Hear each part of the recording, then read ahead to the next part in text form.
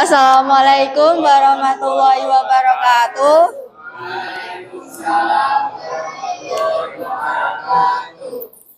Kami dari kelas 10 DKV 2 akan mempresentasikan atau menjelaskan materi dari bab 1 hingga bab 5 secara singkat dan padat. Oke, izinkan saya memperkenalkan diri. Nama saya Nabila Eka Putri Ramadhani. Saya Rafli Ramadan Alfarisi, bisa dipanggil Rama, ya terserah. Perkenalkan, nama saya Artika Ida Fitri. Nama saya Rifanola. Nama saya Arini. Nama saya Zaida Nur Latifa. Dan nama saya adalah Marda. Dan yang pertama adalah bab 1 tentang meraih kesuksesan dengan kompetisi dalam kebaikan dan etos kerja. Adapun tentang surat Al-Quran yang menjelaskan kompetisi dalam kebaikan, yaitu surat Al-Ma'idah ayat 48. Contoh perilaku kompetisi dalam kebaikan yaitu mengawali suatu amal kebaikan dengan bacaan bismillah dan berdoa kepada Allah Subhanahu wa taala, kemudian melakukan semua amal kebaikan dengan optimis dan semangat, dan yang terakhir adalah menjaga konsistensi atau istiqomah. Adapun manfaat dari perilaku kompetisi dalam kebaikan yaitu memperoleh ridho dan pahala dari Allah Subhanahu wa taala, menjadi manusia yang bermanfaat dan mempercepat penyelesaian pekerjaan. Kemudian yang selanjutnya yaitu tentang etos kerja. Adapun surat Al-Quran yang menjelaskan tentang etos kerja yaitu surat At-Taubah ayat 105. Di sini Islam sangat menganjurkan umatnya untuk bekerja keras atau memiliki etos kerja yang tinggi. Yaitu adanya perilaku etos kerja untuk meraih kesuksesan. Yang pertama adalah meraih ridho Allah Subhanahu wa taala, menolak kemungkaran, kemudian kepentingan amal sosial. Ada cara peningkatan etos kerja, yaitu yang pertama membuat skala prioritas dari pekerjaan, kemudian meningkatkan semangat, pengetahuan, kemudian saling memberi motivasi kepada rekan kerja. Dan yang terakhir yaitu manfaat dari etos kerja sendiri, yaitu terbiasa menghargai hasil yang sudah diraih, kemudian menjaga martabat diri sendiri, kemudian wujud pengabdian kepada Allah Subhanahu wa taala. Sekian materi dari bab 1 dari saya. Terima kasih. Kemudian selanjutnya di sini saya akan menjelaskan tentang bab 2 yaitu memahami hakikat dan mewujudkan ketauhidan dengan syu'abul iman. Iman yaitu menurut bahasa berarti kepercayaan, dan pilar-pilar keimanan terdiri dari 6 perkara atau disebut rukun iman. Ada juga syu'abul iman, yaitu syu'abul iman terdiri dari 77 cabang iman, di mana 70 cabang iman itu dikategorikan menjadi 3. Yang pertama cabang iman niat, akidah, dan hati. Yang kedua cabang iman lisan atau ucapan. Dan yang ketiga cabang iman perbuatan dan anggota badan. Ada pula hikmah dan manfaat syu'abul iman. Yang pertama, iman menghilangkan sifat kepercayaan manusia terhadap makhluk. Iman menanamkan sifat tidak takut terhadap kematian. Iman akan membuat seorang mukmin memiliki jiwa yang tenang. Iman mewujudkan kehidupan yang lebih baik dan berkualitas. Iman menumbuhkan sikap ikhlas, dan iman mendatangkan keberuntungan. Sekian dari bab 2. Terima kasih. Pada rangkuman bab ketiga menjelaskan tentang menjalin hidup penuh manfaat dengan menghindar berfoya-foya, riak, sum'ah, takabur, dan hasad. Menghindari sifat hidup berfoya-foya. Kebanyakan manusia memiliki cenderungan terhadap uang dan harta melimpah. Meskipun ada manusia yang tidak begitu tertarik dengan harta duniawi, mereka berlaku zuhud dengan lebih mengutamakan kehidupan. Dampak negatif sifat berfoya-foya. 1. Terlalu sibuk mengurusi kebahagiaan duniawi melalaikan akhirat. Yang kedua, menimbulkan sifat iri dengki. Dan yang ketiga, dapat memicu frustasi apabila hartanya habis. Dan yang keempat, berpotensi menimbulkan sifat kikir. Cara menghindari sifat hidup berfoya-foya. 1. Membelanjakan harta sesuai dengan skala prioritas kebutuhan. Yang kedua, membiasakan bersedekah dan membantu orang lain. Ketiga, bergaya hidup sederhana. Dan yang keempat, selalu bersyukur. Lalu ada ciri-ciri orang yang bersifat riya dan sum'ah. Yang pertama, selalu menyebut dan mengungkit amal yang baik yang pernah dilakukan. Kedua, beramal hanya sekedar ikut-ikutan bersama orang lain. Ketiga, malas atau enggan melakukan amal soleh apabila tidak dilihat oleh orang lain. Keempat, melakukan amal kebaikan apabila sedang berada di tengah khayal ramai. Kelima, amalannya selalu ingin dilihat dan didengar agar dipuji. Keenam, ekspresi amal berbeda karena sering dilihat orang lain atau tidak. Ketujuh, tampak lebih rajin dan bersemangat saat dipuji.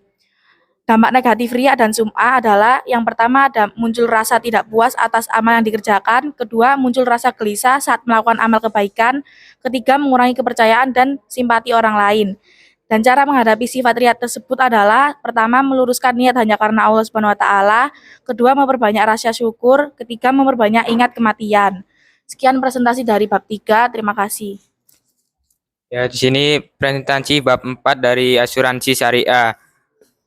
Asuransi syariah berasal dari bahasa Inggris yaitu insuransi yang kemudian diadopsi ke dalam bahasa Indonesia dan populer dengan istilah asuransi. Sinonim asuransi dalam Kamus Besar Bahasa Indonesia adalah pertanggungan berdasarkan pada UU nomor 40 tahun 2014 tentang asuransi merupakan perjanjian antara dua belah pihak yaitu pemegang polis dan perusahaan asuransi, yaitu menjadi landasan bagi perusahaan asuransi untuk menerima premi yang kegunaannya adalah untuk satu, memberikan kompensasi kepada pemegang polis karena kerusakan, kerugian, kehilangan, keuntungan, biaya yang timbul dan tanggung jawab hukum kepada pihak ketiga yang mungkin ditanggung oleh pemegang polis karena terjadinya sesuatu yang tidak pasti atau tidak bisa diprediksi. Nomor 2, memberikan pembayaran karena pemegang polis meninggal dunia atau pembayaran yang didasarkan pada hidup pemegang polis dengan manfaat yang jumlahnya ditetapkan pada pengelolaan dana. Adapun yang dimaksud dengan asuransi syariah atau juga dikenal dengan asuransi takaful yaitu berasal dari bahasa Arab dari kata dasar yatakul kofala sama takafala yang artinya saling menanggung atau menanggung bersama. Menurut istilah asuransi syariah atau takaful adalah pengaturan risiko yang memenuhi ketentuan syariah tolong menolong atau simbiosis mutualisme yang melibatkan peserta asuransi dan pengelolaan serta berdasarkan pada ketentuan Al-Quran. Perbankan syariah di sini pengertiannya adalah satu institusi keuangan yang menjalankan operasi mengikuti prinsip syariah.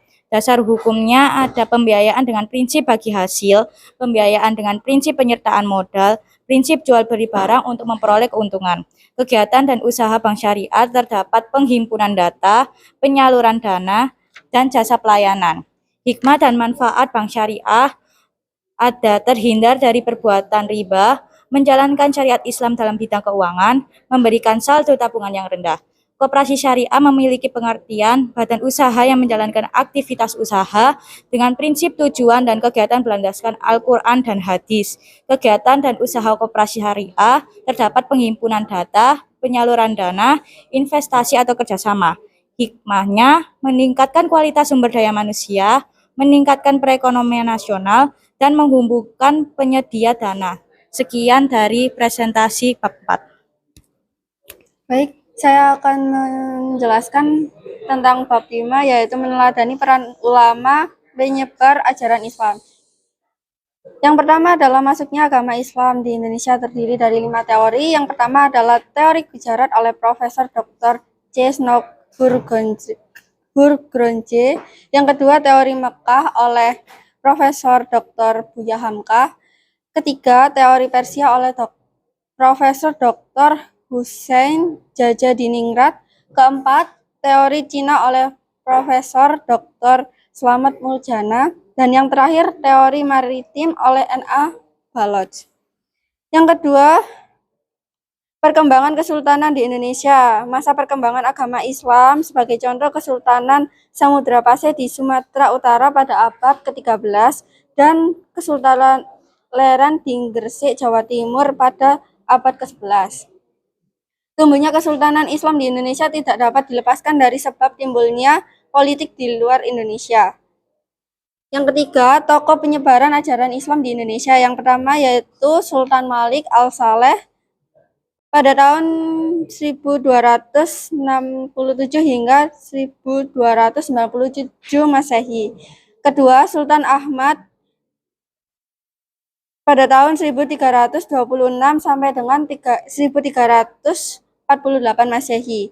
Yang ketiga, Sultan Alauddin Riayat Shah 1500 hingga 1571 Masehi. Keempat, Wali Songo 1404 sampai dengan 1546 Masehi. Kelima, Sultan Alauddin. Keenam, Datuk Tunggang Parangan. Dan yang terakhir, Sultan Zainal Abidin. Keempat, keteladanan para ulama penyebar ajaran Islam di Indonesia. Yang pertama, hidup sederhana. Kedua, gigih dalam berjuang. Ketiga, menguasai ilmu agama secara luas dan mendalam. Keempat, produktif berkarya. Kelima, sabar. Keenam, menghargai perbedaan. Dan yang terakhir, berdakwah secara damai. Sekian presentasi dari bab 5. Sekian juga presentasi dari kami, kelas 10 DKV 2. Mohon maaf bila ada kesalahan atau mungkin ada kekurangan dalam penjelasan kami. Wassalamualaikum warahmatullahi wabarakatuh. Terima kasih. Terima kasih, Pak.